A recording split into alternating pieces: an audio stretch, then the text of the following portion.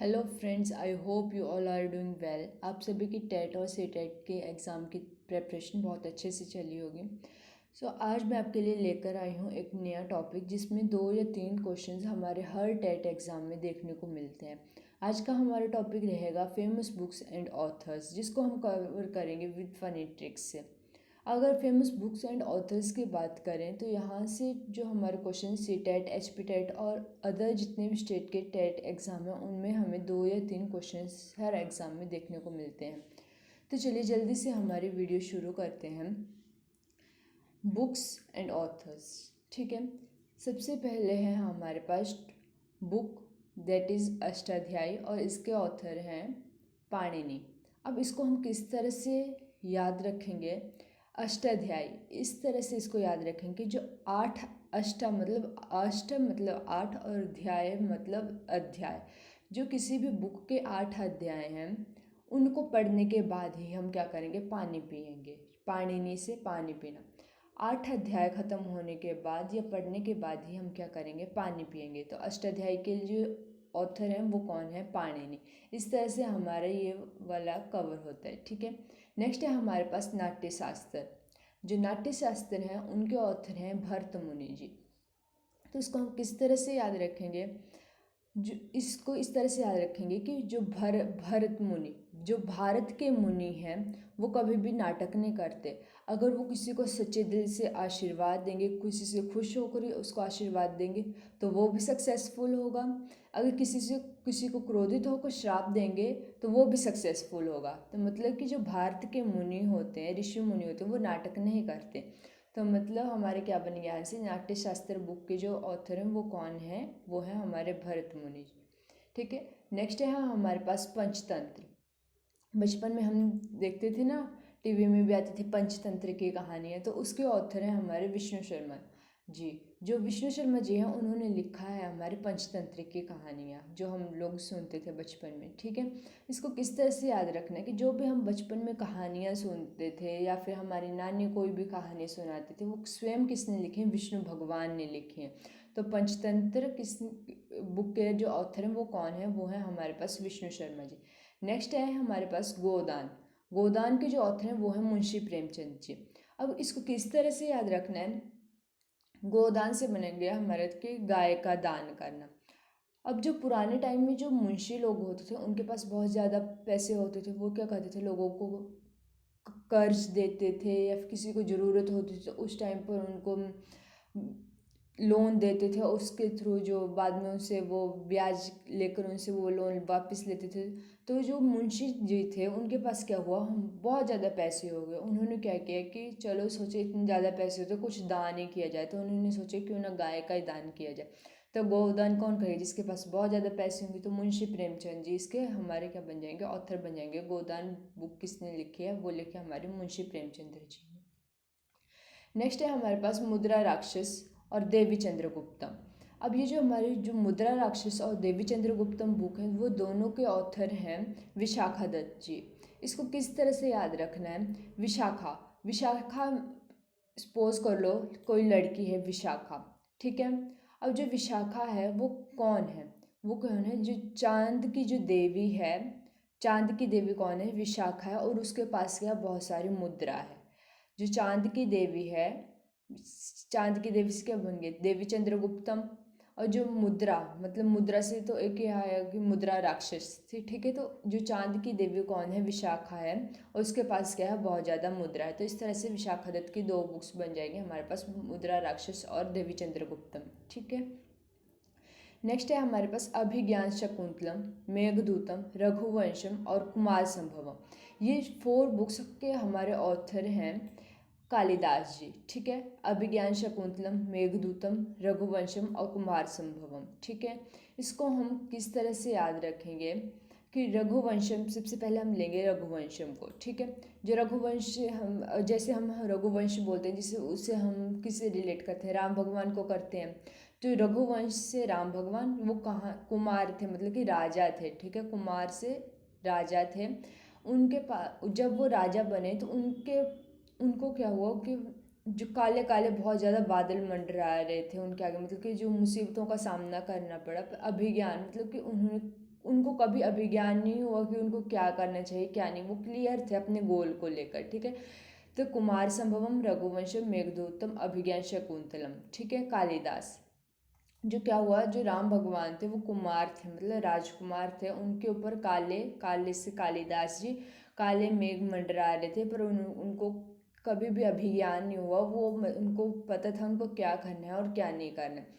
और अगर आप इस ट्रिक को याद नहीं रख पाए तो अभिज्ञान शकुंतलम में भी म आ रहा है एंड में, मेघदूतम में भी म आ रहा है एंड में, रघुवंशम में भी म आ रहा है एंड में, और जो कुमार संभवम है इसमें भी म आ रहा है एंड में। देवी चंद्रगुप्तम भी में भी म आ रहा है, पर देवी चंद्रगुप्तम जो चांद की देवी है वो कौन है, विशाखा है, उसके पास बहुत सारी मुद्रा है। इसको हम इस तरह से रिलेट कर सकते हैं। और जिन भी बुक्स के एंड में म आए वो हमारी किसने लिखे हैं, कालिदास जी ने लिखे हैं। आई होप आपको ये स्लाइड समझ में आई होगी। नेक्स्ट है हमारे पास बुक है जो वह है हमारे पास हरिश्चरित्र और कादम्बरी। जो हर्षचरित्र बुक और कादम्बरी है इसको किसने लिखा है, बाण भट्ट जी ने लिखा है। अब इसको किस तरह से याद करना है, जब हम क्या हो, हर्ष मतलब कि खुशी, खुशी जब खुशी होती है तो मतलब हर्ष हर्ष हर्षित होना, खुशी होना।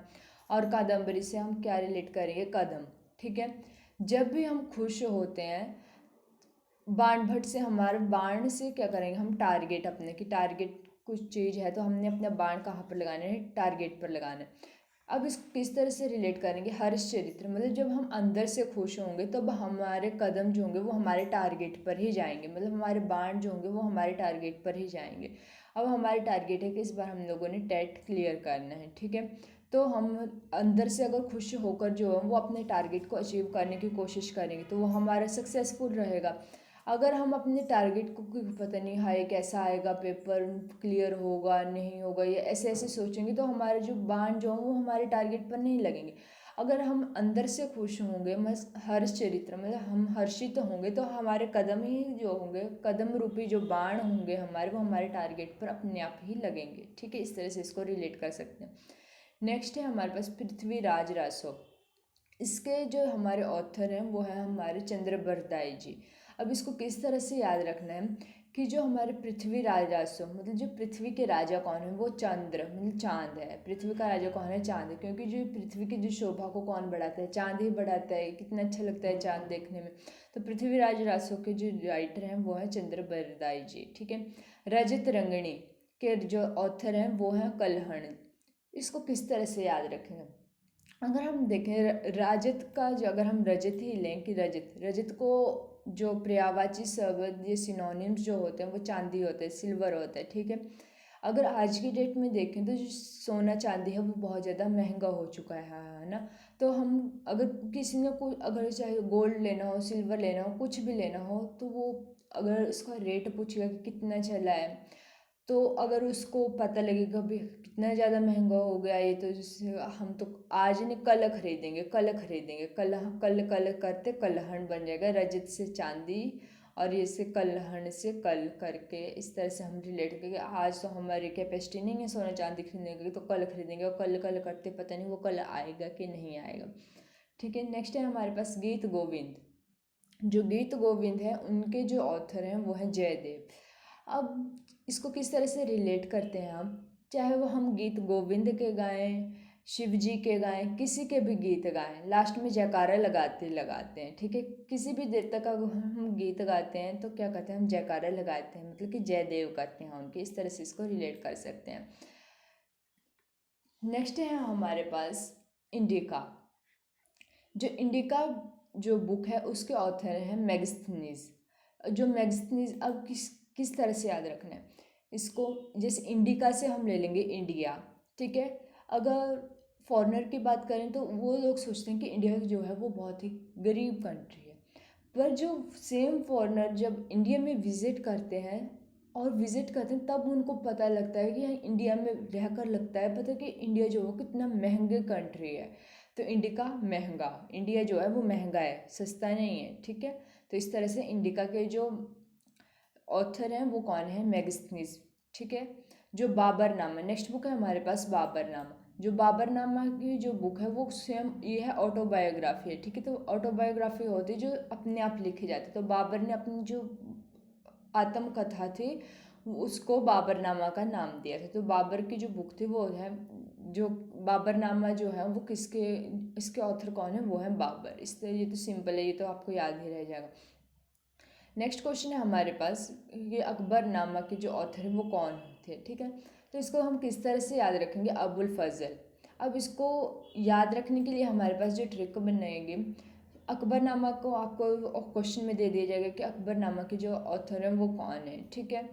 तो उसमें एक अकबर भी दिया जाएगा ऑप्शन में, अबुल फजल भी दे दिया जाएगा, कोई और अदर 2 ऑप्शंस आपको दिए जाएंगे। पर जब आप अकबर की बात करें तो अकबर को प्रिडिक्ट करना जो था वो इजी नहीं था।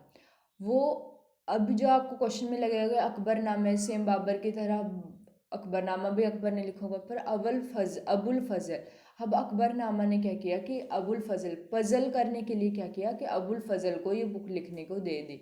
अकबरनामा का और अबुल फजल का भी पर स्वयं अकबर ने नहीं लिखी थी, ये फजल कंफ्यूज किया, पजल किया कि और किसने लिखी है, अबुल फजल ने लिखी। इस तरह से हम इसको रिलेट कर सकते हैं, ठीक है।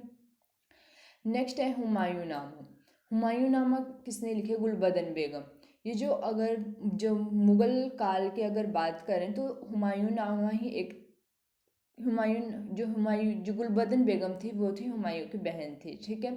तो एक ही हमारे पास फीमेल जो थी वो ऑथर हुई थी, वो थी हमारी गुलबदन बेगम, ठीक है। तो गुलबदन बेगम ने क्या किया था, जो हुमायूं नामा थे अपने भाई की जो बायोग्राफी थी उसको लिखा था, ठीक है। तो अगर हुमायूं नामा को आप इसी तरह से याद रख सकते हैं कि सिर्फ हुमायूं ही एक ऐसा था जिसकी जो बुक जो थी हुमायूं नामा, उसकी जो बायोग्राफी थी वो उसकी ही बहन ने लिखी थी और उसका नाम था गुलबदन बेगम, ठीक है। नेक्स्ट है हमारे पास शाहजहाँ नामा। जो शाहजहाँ नामा था उसको लिखा है इनायत खान ने, ठीक है। अब शाहजहाँ नामा को किस तरह से हम याद रख सकते हैं, जो शाहजहाँ मतलब कि जो शाहजहाँ ने जो क्या किया था, आगरा का महल का भी निर्माण करवाया था। मतलब तो उस टाइम क्या हुआ था कि कोई इनायत आ गई थी उस टाइम पर पूरे की है कि सातवां अजूबा बन गया कि ये क्या बना दिया, इतने खतरनाक बिल्डिंग बना दी थी शाहजहाँ ने। तो इनायत आ गई थी, पूरे कायनात इनायत, इस तरह से इसको रिलेट कर सकते हैं, ठीक है। नेक्स्ट है हमारे पास तुगलकनामा। इसको किसने लिखा था, अमीर खुसरो ने। ये जो तुगलकनामा है इसको बहुत बार पेपर में भी पूछा गया है कि इसको लिखा है हमारे अमीर खुसरो ने, ठीक है। जो तुगलकनामा, तुगलक से क्या रखना है हम लोगों ने, तबला, तुगलक तबला, ठीक है। अब जो तबला होगा वो कोई गरीब पर्सन जो उसको बाय नहीं कर सकता है, कोई अमीर पर्सन होगा वही उसको बाय कर सकता है, ठीक है। और अमीर पर्सन उसको बाय करेगा और खुश रहेगा, उसको बजा बजा कर, तुगलक से तबला बजा बजा कर खुश रहेगा, इस तरह से इसको रिलेट कर सकते हैं, ठीक है। नेक्स्ट है हमारे पास पद्मावत। पद्मावत मूवी भी आई थी दीपिका पादुकोण की, तो उसमें है मलिक मोहम्मद जायसी। इसको किस तरह से याद रखना है, जो पद्मावत जो हमारी रानी थी हमारी हिस्ट्री में, उसके जैसी, जायसी से जैसी, उसकी जैसी जो थी वो कोई रानी नहीं हुई, क्यों, क्योंकि उसने जो था वो अपने आप को किसी और के हवाले करने से जो था वो, किसी और के हवाले होने से अच्छा जो था वो क्या हुए थे, आग में कूद गए थे। इस तरह से रिलेट कर सकते हैं कि जो पद्मावत जैसी जो भी रानी थी उसके जैसी कोई भी रानी आज तक नहीं हुई, ठीक है। नेक्स्ट है हमारे पास बहुरूपी गांधी। जो बहुरूपी गांधी है उसके राइटर हैं हमारे पास अनुबंधोपाध्याय, ठीक है। अब क्या हुआ था कि एक मतलब गांधी जी को तो कौन नहीं जानते, सभी जानते हैं। अब एक पर्सन था वो बहुरूपी गांधी, मतलब कि जो गांधी जी का रूप धारण करके आ गया और उसको क्या किया कि बंदी बना लिया, अनुबंधोपाध्याय। इस तरह से हम इसको रिलेट कर सकते हैं, ठीक है। नेक्स्ट है हमारे पास ये जो अदर कंट्री से जो हमारे ऑथर आए थे उनके उनके बुक्स और ऑथर्स के नाम है। इसमें है सबसे पहले रिहला, बुक का नाम है रिहला और इसको किसने लिखा था, इसको लिखा था इब्न बतूता ने। अब जैसे हम इब्न बतूता बोलते हैं तो इब्न बतूता पहन के जूता, ठीक है, इस तरह से मतलब कि इब्न बतूता से जो रहा नहीं गया, रिहला मतलब कि रहा नहीं गया, और उसने क्या किया कि जूता पहनकर पूरे देश की सैर के लिए चल पड़ा। इब्न बतूता ये जो था वो बहुत ज़्यादा ट्रैवलर थे, इन्होंने बहुत ज़्यादा कंट्री को पैदल पैदल क्या किसी भी करके ट्रैवल किया था, और उनके बारे में जो बुक कलेक्ट इन्फॉर्मेशन थी वो रेहला नामक बुक में लिखी थी। ठीक है, तो रेहला मतलब इब्न बतूता से जो था वो जूते रहा नहीं गया, और जूते पहनकर वो सारी कंट्रीज़ की यात्रा पर निकल गए थे। ठीक है, नेक्स्ट है हमारे पास social contract theory, social contract book है, और इस सोशल कॉन्ट्रैक्ट थ्योरी भी है हमारे पास। पर ये जो सोशल कॉन्ट्रैक्ट जो बुक है इसको किसने लिखा है? रूसो ने।